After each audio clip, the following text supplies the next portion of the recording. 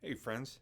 So for those of you that don't know me, my name is Dan. I go by YoDanno on Twitter, and I thought I'd start up a YouTube channel. But I've got so much in my mind and it's quite a daunting task. I thought for a good introduction that I would go back to basics. And I would start with the fact that I love Dungeons and Dragons. And it all got started here, at least for me, with this little white box. It's been seen better days, but it's still in one piece. 1974, sixth printing. It came with three booklets. The first being Men and Magic. Then the second one here was Monsters and Treasures.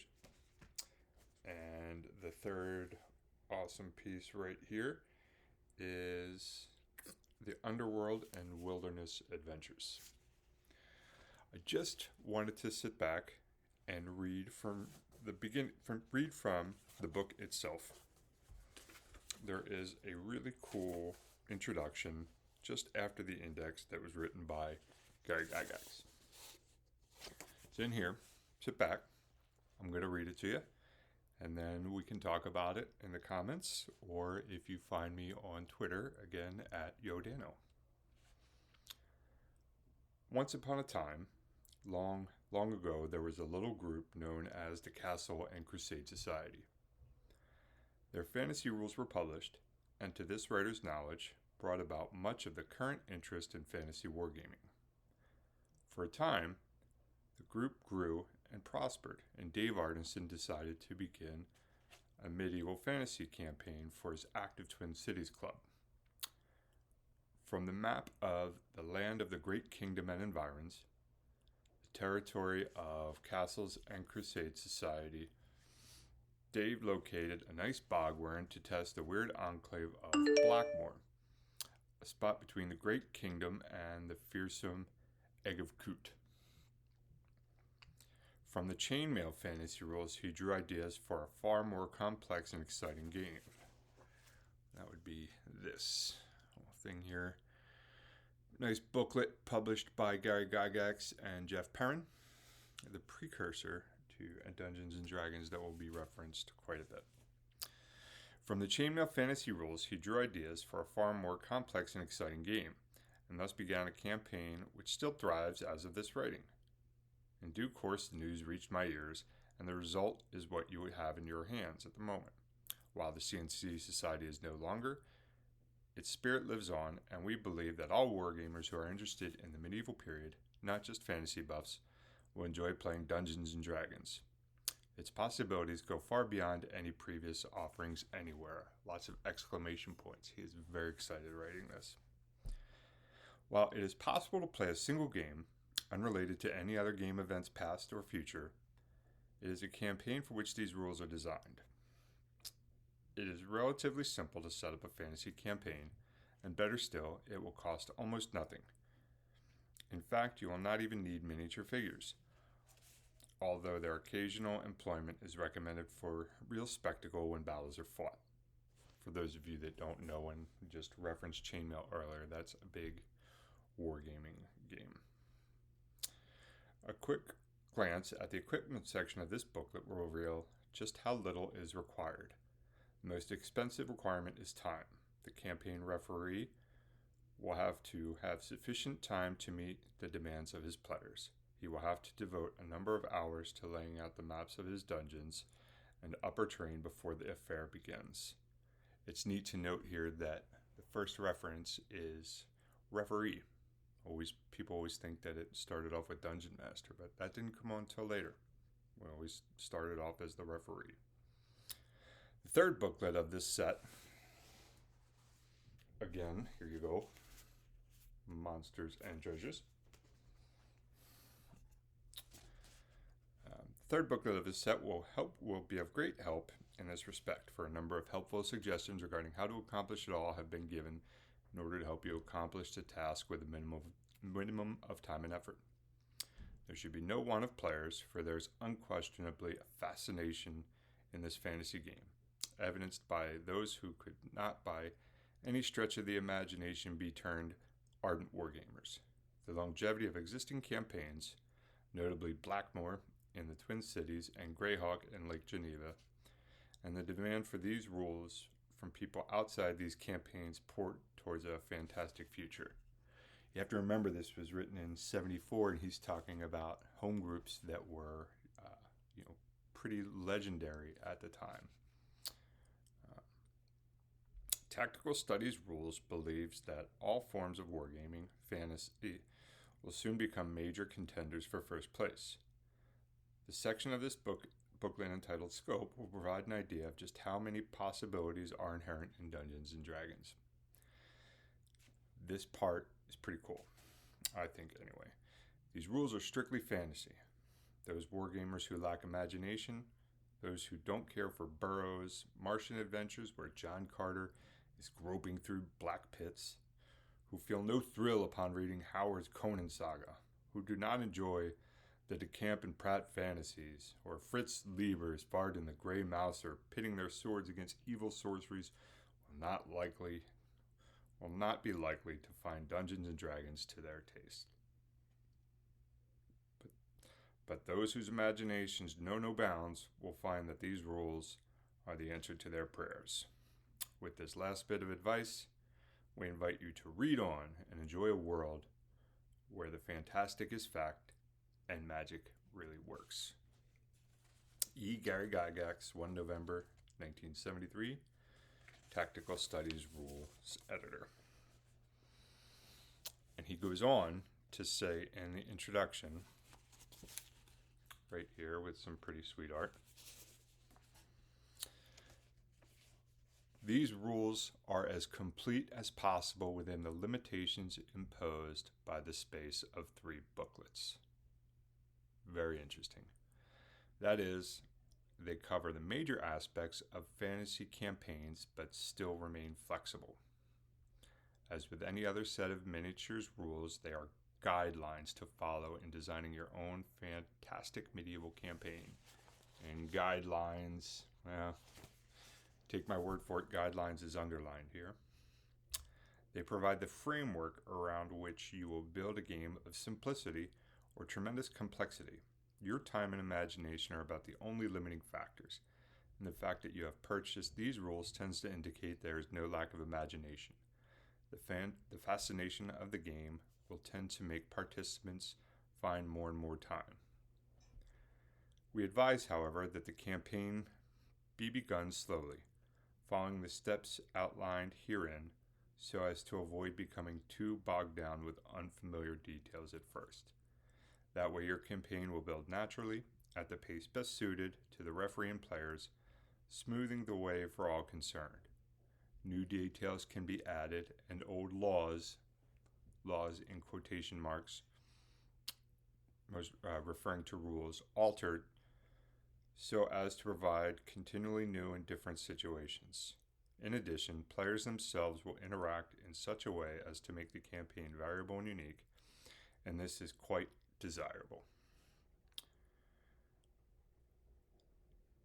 This part really goes in onto the rules here that I find interesting, and you try and talk to people who play D&D about rules, and with all the different editions, it can be a hot topic. So you just read it and you take it for how it is.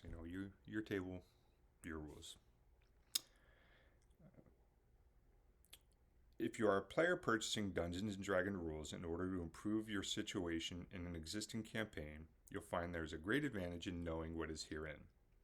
If your referee has made changes in the rules and or tables, simply note them in pencil, underlined pencil, for who knows when some flux of the cosmos will make things shift once again, and keep the rules nearby as you play. A quick check of some rule or table may bring hidden treasure or save your game life. Life in quotation marks.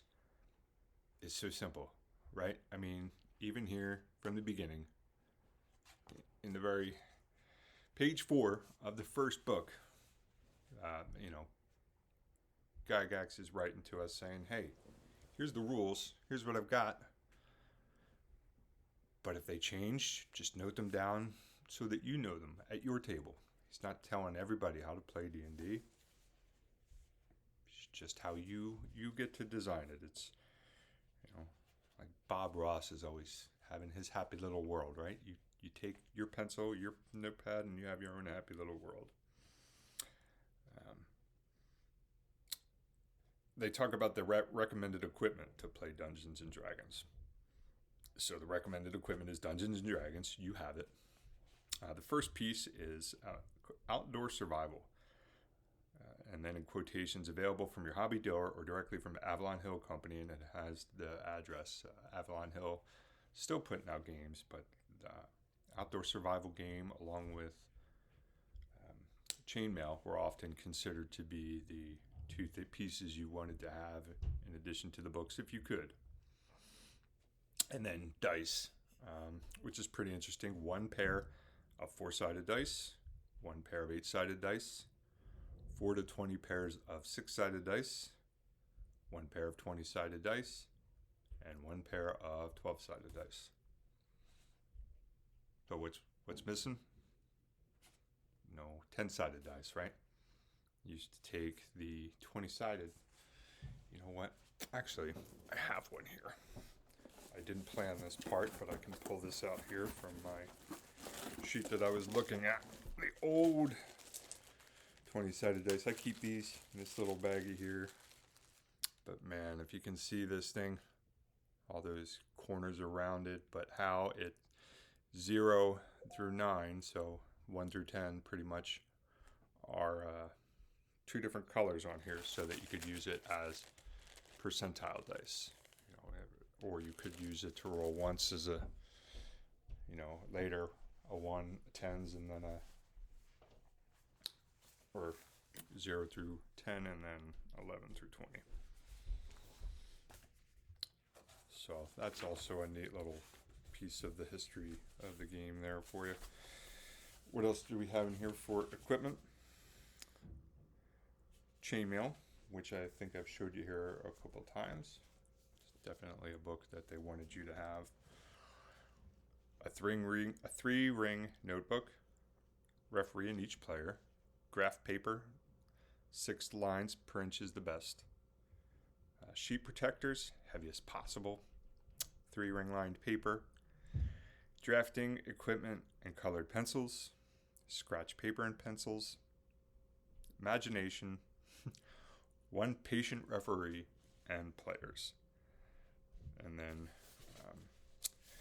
I wanted to read you this section here on the preparation for the campaign because it kind of sets the tone for why original Dungeons and Dragons is so different than what we see today. And when you hear people talk about dungeon crawls or hex crawls or stuff, and how it differs from what you see on things like Critical Role and everything today.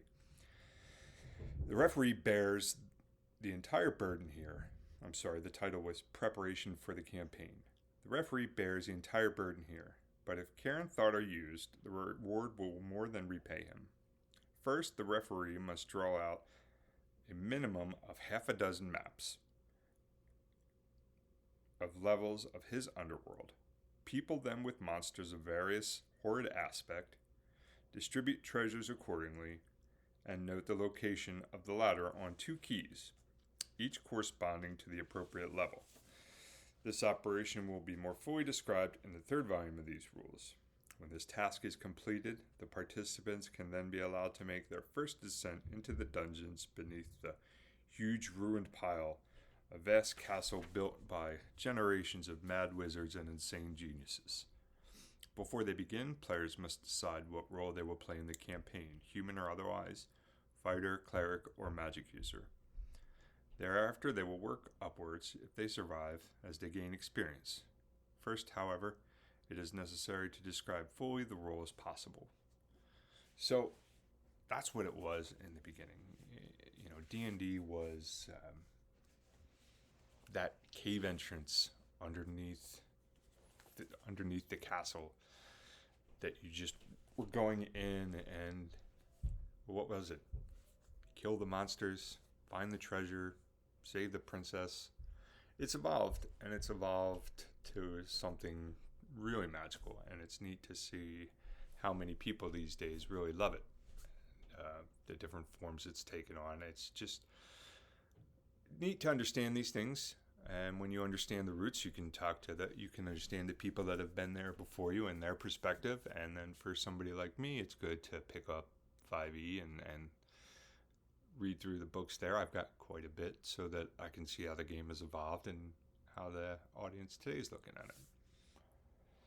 So really, this was just something to get me started, to kind of let you know the tone for who I am, friends, and that I really love old school D&D and new D&T too, and I'm really into the art. I want to thank everybody that has helped me out by subscribing to my YouTube page, and I'm pretty easy to get a hold of. You can find me on social media, and I'll usually follow you back or try and talk to you if I can. Have a good weekend, everybody, and that's about it. I'll talk to you later.